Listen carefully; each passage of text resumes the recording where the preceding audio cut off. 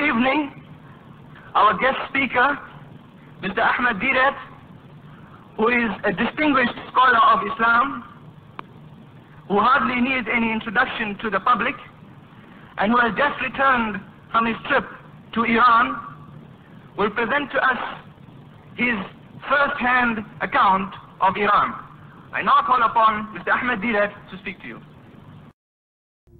قال رب اشرح لي صدري ويسر لي أمري واحلل عقدة من لساني يفقهوا قولي. أعوذ بالله من الشيطان الرجيم. بسم الله الرحمن الرحيم. وإن تتولوا يستبدل قوما غيركم ثم لا يكونوا أمثالكم. صدق الله مولانا العظيم. Mr. Chairman and brethren, whilst we are skeptically looking at the miracle of a nation reborn, Allah's inexorable decree is finding its fulfillment in the rise and fall of nations. In the verse I have just read to you from Surah Muhammad, the last section of the last verse, in it Allah Bari Ta'ala reminds us, warns us, that if وَإِن تَتَوَلَّوْا يَسْتَبْدِلْ قَوْمًا غَيْرَكُمْ, that if ye turn back from your duties and responsibilities, the obligations which Allah has entrusted to you, if you will not fulfill your obligations, then يَسْتَبْدِلْ قَوْمًا غَيْرَكُمْ, He will substitute in your stead, He will replace you with قَوْمًا غَيْرَكُمْ, a foreign nation, an outside people, another nation. And this has been happening in history throughout, again and again. Allah Bari Ta'ala chose the Jews, the Bani Israel, as He tells us in the Holy Quran. Ya Bani Israel askuru ni'mati allati an'amtu alaykum. O children of Israel, remember the special favors which I did unto you.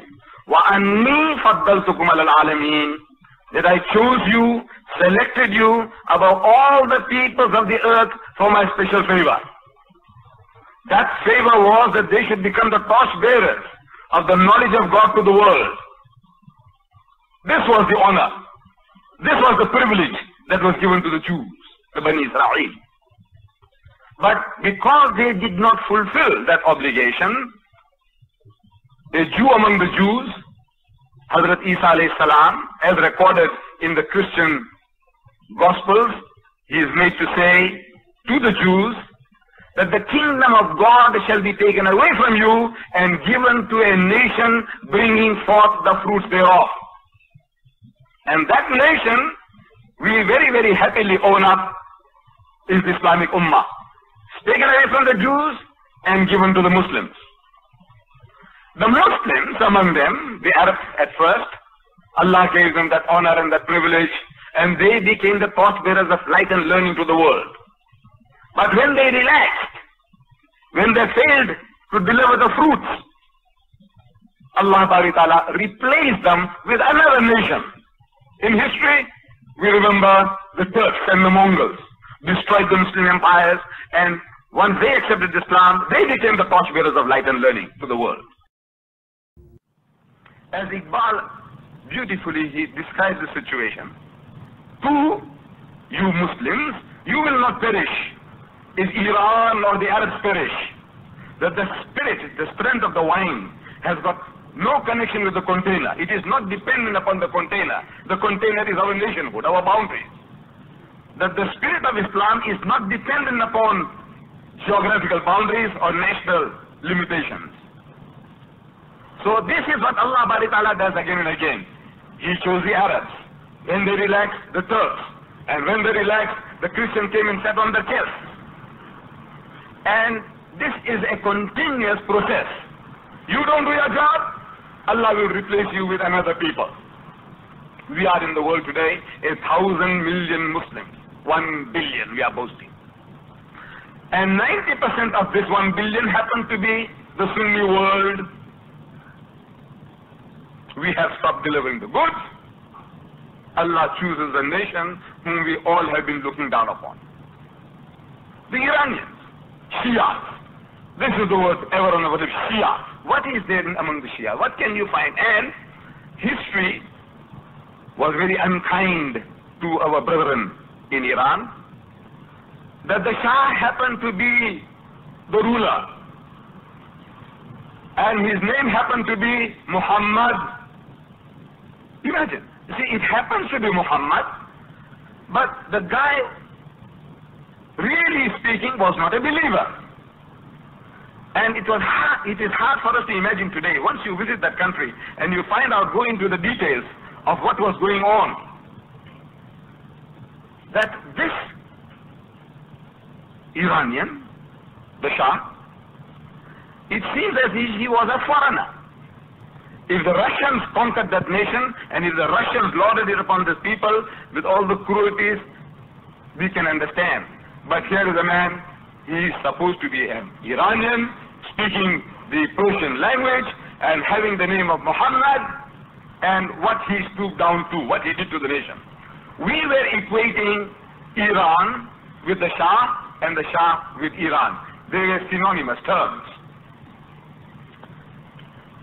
But when you go into details, we learn that the Shah and the Iranian people were poles apart. Absolute foreigners one to another. Landing in Iran, we were taken to a five-star hotel, which was there before the revolution as Hilton Hotel. Now it's known as Istiqlal, Hotel Istiqlal. We were accommodated there, and we were taken around. We were taken around to the different places of interest. The first big visit we had was to the Behist-e Zahra cemetery. Behist means paradise in Farsi, and Zahra is the title of Fatima al-Zahra, the daughter of the Holy Prophet Muhammad sallallahu alaihi wasallam. Zahra means the radiant one, the effulgent one. Paradise effulgent. This is radiant paradise. This is the name of the cemetery. And before going to Iran, I have been reading in the newspapers about Behist al-Zahra to the cemetery. When the Imam arrived in Tehran, the very first thing he did was, he made a beeline for Behist al-Zahra cemetery. Now we're thinking, one goes to the cemetery, what, for to make dua? Yes. For the departed souls? Yes. And when you are imagining a cemetery, you are imagining something like Brook Street. You can't imagine that this cemetery is square kilometers and square kilometers. You can't imagine it. You see, it is a big open ground where 1 million people, 2 million people can be accommodated. This is why they gather there. And they gather there because it is the easiest place where you can recharge your spiritual and emotional batteries. Because there lie the martyrs. People who have given their life. 70,000 to 80,000 people had given their life in this revolution. 100,000 have been maimed in this revolution. Unarmed people with only Allahu Akbar as a slogan, they topple the mightiest military force in the Middle East. So we went to this cemetery, and 1 million people were there, men and women and children. 1 million! You had seen some scenes of it. We were greatly inspired. We were greatly moved by the enthusiasm and the feeling of our brothers and sisters there. That in midwinter, for hours on end, men, women and children were sitting there on the ground. No carpets, no chairs. They're sitting on the ground in midwinter. A nation that can endure that discipline for hours on end You can imagine what Allah Bari Ta'ala, what destiny must have in store for them. A day or two later, on our program, we read Behisht Zahra Cemetery again. And I was very, very happy because the second time when we went, this was a Thursday afternoon, and a Thursday afternoon in Iran is like our Saturday afternoon. And tens of thousands of people were there in the cemetery. This is a custom, a regular custom. Every Thursday, tens of thousands of people are gathering there for what? To charge the spiritual batteries. A reminder, a constant reminder, don't forget. This man, this is my son, he gave his life for the cause. This is my brother, somebody says, he gave his life for the cause. My father lies here, and so on and so on. Now, with that kind of a system, every Thursday is an injection. Every Thursday is an injection, a reminder that they gave their life for Islam. We were taken around, besides this, Behisht Zahra, one of the biggest covered halls, I suppose, in Iran. 16,000 people, the Shah built it. To boost his Aryan myth, he was boasting not only that he was the Shahanshah, the Shah, King of Kings, but he also happened to be, his own claim, Arya Mahar, the light of the Aryans. Now this Aryan sickness business, we haven't got the time to go into that. It would be another subject. What is this Aryan business? Our Hindu cousins, the Desais and the Patels, they say we are the Aryans. If we were not Muslims, these Gujarati Muslims, you know, my people, we would have been boasting we are the Aryans. The ex-Shah, the dead Shah, he was boasting he was the light of the Aryans. What is all this Aryan business? It's another subject. But he had built this as a monument. He had built another monument, costing millions, to commemorate a monument to Cyrus the Great, a pagan, a mushrik. His ancestor is boasting and priding about his ancestor, Cyrus, a pagan, a mushrik.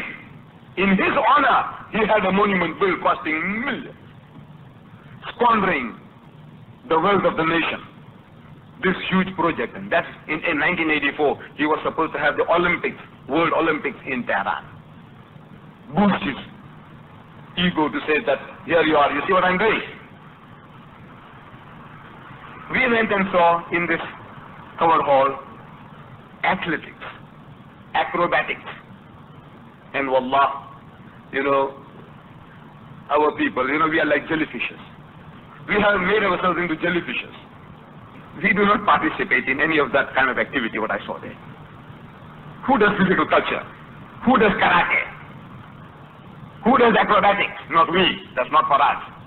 That's for the ghair form. Who does jogging? Ghair form. And when I shake hands with my own young men here, you know, like jellyfishes.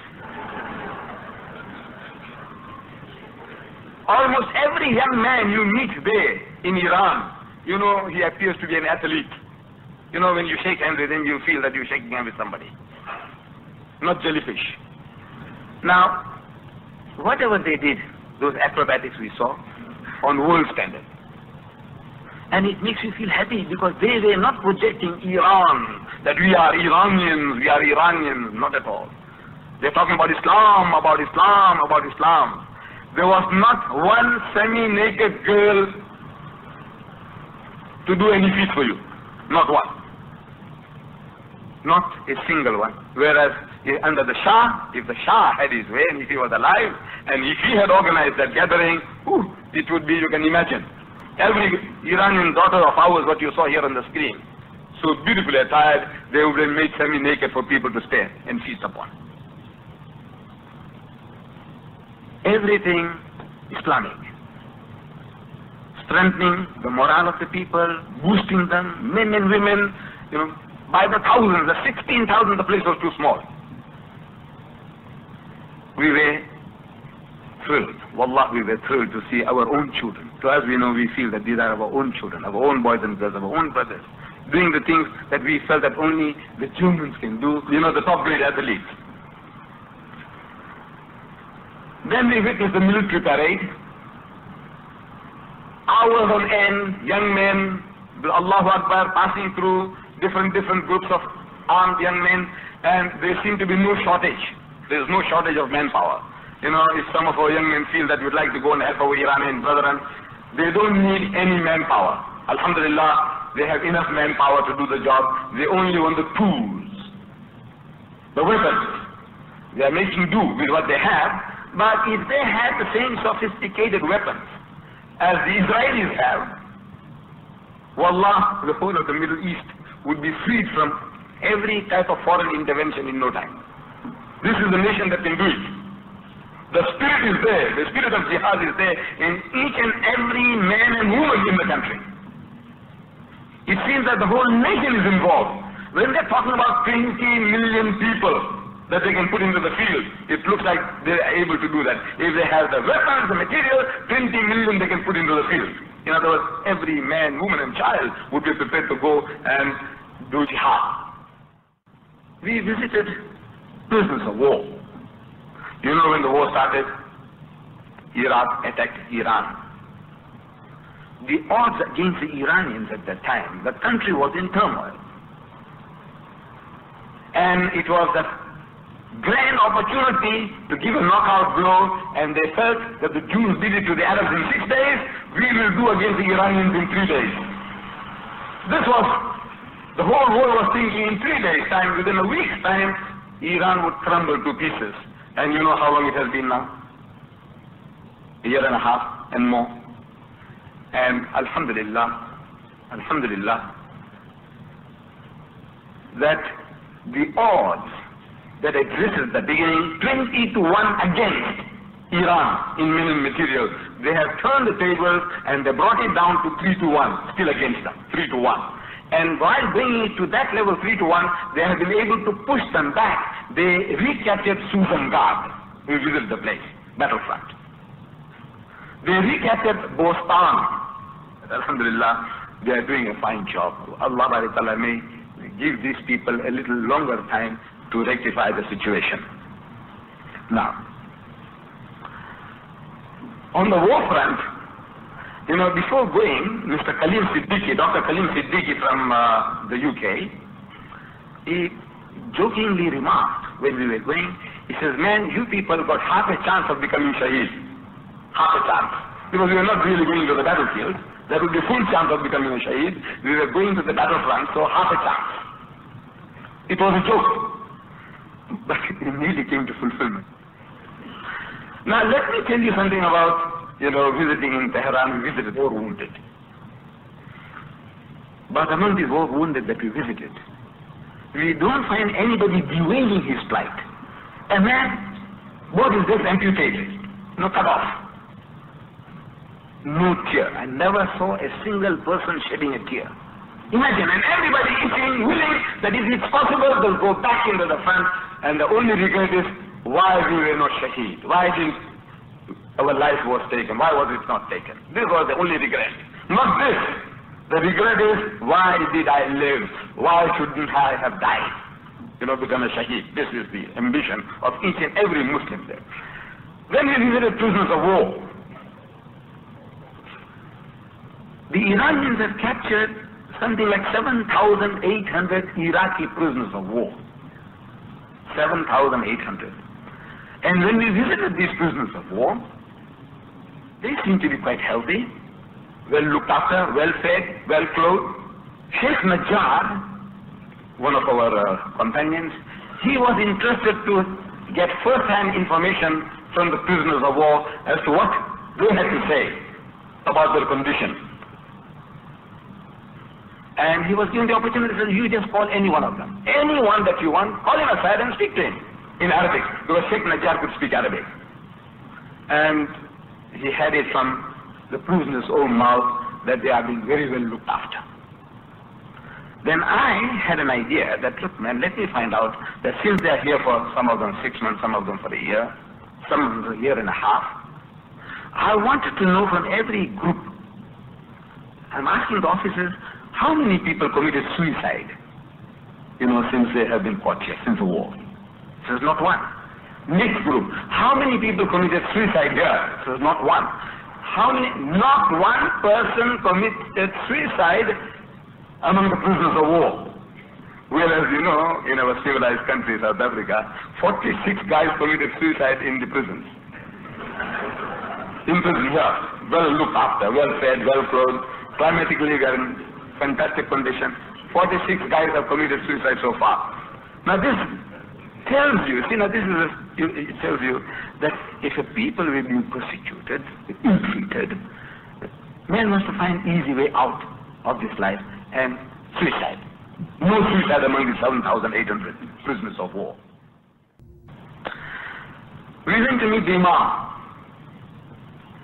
Imam Ayatullah Ruhullah Al-Musawi Al-Khomeini.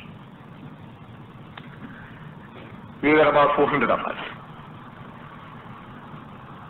We waited for the Imam, and the Imam came in, not too far, about 10 meters away from where I was.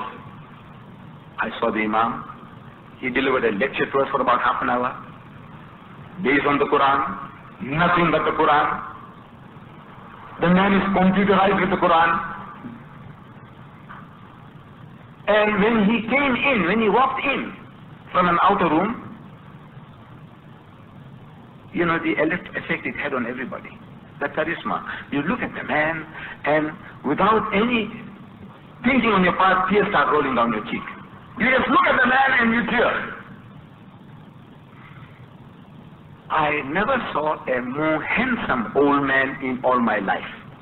No picture, no video or TV can do justice to the man. The handsomest old man I have ever seen in my life was this man, Imam Khomeini. Is the name that his father gave him when he was born. And you know what it means? Ruhullah means the spirit of Allah. This is the title of Hazrat Isa alayhi salam in the Quran. That's his title. Ruhullah. Then he is Ayatullah, means the sign of Allah. Is also another title of Hazrat Isa alayhi salam in the Quran. So he is Ayatullah, sign of God. He is Ruhullah, the spirit of God. Al-Musawi, coming from the family of Musa alayhi salam. Al-Khomeini, and from Qum, the city of Qum is Khomeini. So they accepted him as the Imam. And he has declared jihad. And the whole nation has accepted the jihad. We are not waiting for the hidden Imam. But there is one great thing about this situation. That people are talking, suppose he dies. And if he dies, what's going to happen to the Iranian people? Will they go back to sleep? No. Until the coming of the Mahdi, so the real thing that they are waiting for is not Khomeini. They want to clear the stables. You see, Khomeini put it to them. He says, look, when the Imam comes, we are all expecting, we are expecting, the Sunni world, we are expecting Imam Mahdi to come and clean the table for us. Make us masters of the world, make us to sit on the thrones. The Sunni world is waiting. Until then, we can carry on with our petty little squabbles. What we are carrying on now. Keep busy. We keeping ourselves busy, you see. It's only the Imam Mahdi can come and do the job for us. This is we, the Sunni world. Khomeini programs his people. He says, we must clean the world for him. That when he comes along, he can sit back and relax and say, well, alhamdulillah, the job is done. So the nation is now geared to do the job. They are waiting for him to come and sit on the throne. Not to do the job, not to do jihad. They must do the job. Whereas we, the Sunni world, we are waiting for Imam Mahdi to pull the chestnut out of the fire for us. So if Khomeini goes, the goal, the ideal remains. And the ideal is the coming of the Mahdi.